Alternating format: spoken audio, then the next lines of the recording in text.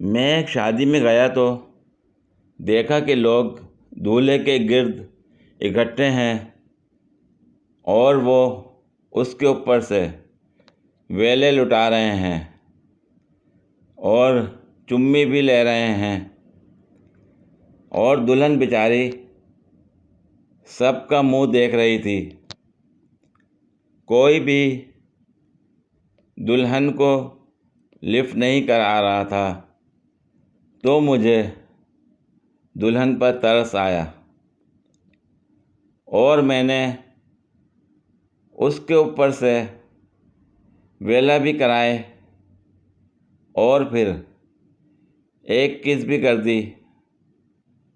फिर पता नहीं क्यों लोग मेरी तरफ बढ़े और मुझे मारने लग गए। हालांकि मैंने दुल्हन का साथ दिया और फिर उन बारातियों ने मुझे न जाने क्यों मारा। क्या आप लोगों में से किसी को पता है कि उन लोगों ने मुझे क्यों मारा?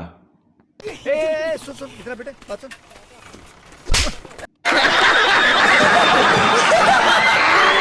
पूरी वीडियो देखने के लिए शुक्रिया।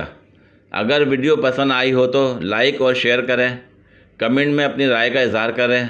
मज़ीद वीडियोस के लिए मेरे चैनल को सब्सक्राइब करें। शुक्रिया।